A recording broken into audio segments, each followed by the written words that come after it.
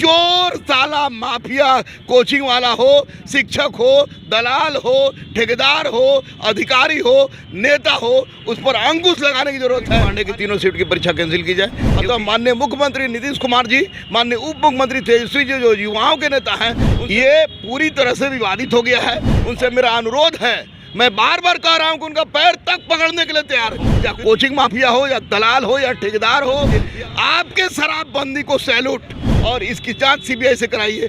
दोनों हाथ से सैल्यूट करने के लिए गुरु। अंतिम सवाल रहेगा, अरे मुआवजा दीजिए या मत दीजिए, उससे कोई फर्क नहीं पड़ता है, लेकिन पहले तीनों सीटिंग का परीक्षा कैंसिल कराइए। बच्चा पैदल जाने के लिए तैयार है, लटक के चल जाएगा, लेकिन मुआवजा से मतलब नहीं है। जिंदगी से नौकरी है, जहां परीक्षा का पेपर लीक नहीं हुआ है, बच्चों का फ्यूचर लीक हो गया है। बच्चों के साथ इंसाफ हो जाएगा, दूध का दूध, पानी का पानी हो जाएगा।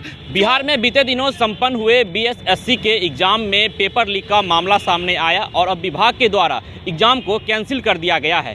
साथ ही विभाग ने 45 दिनों के अंदर री एग्जाम कराने का फैसला भी लिया है।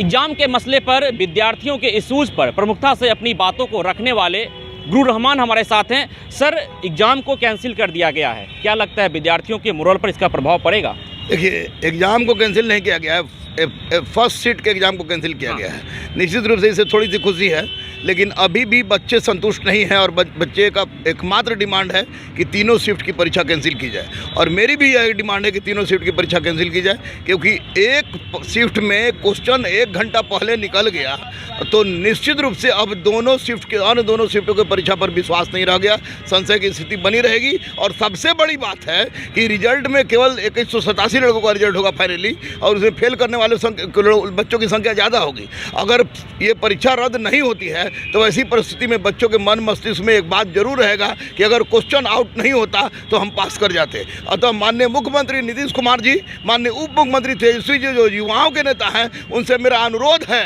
मैं बार बार कह रहा हूं कि उनका पैर तक पकड़ने के लिए तैयार हूं कि तीनों शिफ्ट का परीक्षा रद्द कराएं। और साथ ही साथ बच्चे भी डिमांड कर रहे हैं कि इसकी जांच होनी चाहिए। सरकार भी इसकी जांच करा रही है। एसआईटी पर या आर्थिक अपराध इकाई पर या साइबर सेल पर हमको थोड़ा सा भी संदेह नहीं है, लेकिन क्या कारण है कि लोग पकड़ता है, चोर को भीतर डालता है, फिर किसी दूसरे एग्जाम में इसी तरह की गुंडागर्दी होती है। इसका मतलब ये है कि कोई ना कोई भयावह चोर, चाहे कोचिंग माफिया हो, या दलाल हो, या ठेकेदार हो, या आपको नेता हो, या मंत्री हो, या अधिकारी हो, इसमें शामिल है। इसलिए छात्रों की बात भी सुन लीजिए सरकार, और सरकार भी तैयार है इसके लिए। तो सरकार को चाहिए कि वह इसकी जांच एक स्वतंत्र निकाय से कराए, सीबीआई से कराए, जो कि हाई कोर्ट के वर्तमान किसी न्यायाधीश के निगरानी में हो। तब दूध का दूध और पानी का पानी हो जाएगा और बच्चों के साथ इंसाफ मिल जाएगा। प्रथम पाली में जो बच्चे ने एग्जामिनेशन दिया है, अगर उसका एग्जामिनेशन अच्छा गया है, उन्हें तो बुरा भी लगेगा ना अगर पूरा एग्जामिनेशन कैंसिल हो जाता है तो? नहीं, पूरा एग्जामिनेशन आप अगर मान ले नहीं होगा तो उनको और बुरा लगेगा ना। अगर कैंसिल नहीं होता है और परीक्षा उसका रिजल्ट नहीं होता है तो उनका और बुरा लगेगा, कट ऑफ ज़्यादा जाएगा तो और बुरा लगेगा। ये पूरी तरह से विवादित हो गया है, और ऐसी परिस्थिति में माननीय मुख्यमंत्री से अपेक्षा हम करेंगे कि 1914 वाले मोड में आइए।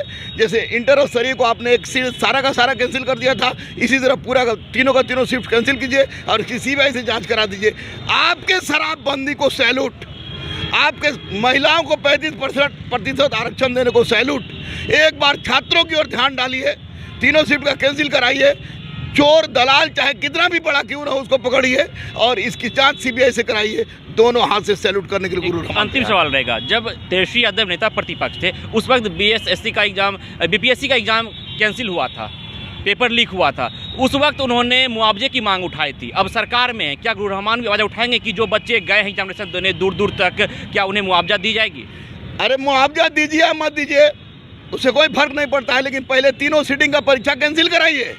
बच्चा पैदल जाने के लिए तैयार है, लटक के चल जाएगा, लेकिन मुआवजा से मतलब नहीं है। जिंदगी से नौकरी है, जहां परीक्षा का पेपर लीक नहीं हुआ है, बच्चों का फ्यूचर लीक हो गया है। उस फ्यूचर लीक के लिए पैसा कोई मायने नहीं रखता है। तीनों शिफ्ट का क्वेश्चन, तीनों शिफ्ट का एग्जाम कैंसिल करा दीजिए, सीबीआई से जांच करा दीजिए, बच्चों के साथ इंसाफ हो जाएगा, दूध का दूध पानी का पानी हो जाएगा। चोर साला माफिया, कोचिंग वाला हो, शिक्षक हो, दलाल हो, ठेकेदार हो, अधिकारी हो, नेता हो, उस पर अंकुश लगाने की जरूरत है और इसके लिए सीबीआई जांच नितांत आवश्यक है। माननीय मुख्यमंत्री, माननीय उप मुख्यमंत्री पर हमको विश्वास है कि ऐसा वो करेंगे ताकि छात्रों के हित हो सके। जी, तो देखिए हमारे साथ गुरु रहमान, जिन्होंने साफ तौर पे यही मांग की है कि जो पेपर लीक का मामला सामने आया बीएसएससी के एग्जाम में, सिर्फ एक पाली के एग्जाम को कैंसिल किया गया है, तीनों पाली के एग्जाम को कैंसिल कराया जाए और छात्र हित में यह कदम तेजस्वी यादव और माननीय मुख्यमंत्री नीतीश कुमार को उठाना चाहिए। विश्वजीत आनंद, फर्स्ट बिहार। ये लो मुंह मीठा करो, आज मैंने अपना जॉब छोड़ दिया, अब हम पूर्णिया वापस जाएंगे। जॉब छोड़ दिया है? मतलब ये घर कैसे चलेगा? हम करेंगे क्या? और माँ बाबूजी क्या बोलेंगे?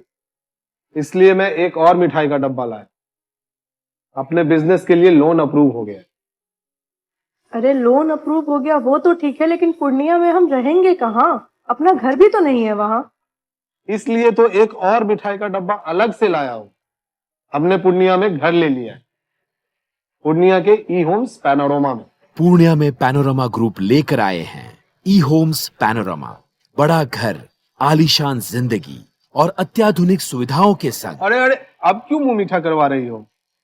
क्योंकि हम घर वापसी जो कर रहे हैं। घर वापसी की खुशी पूर्णिया में ई होम्स पैनोरमा के संग।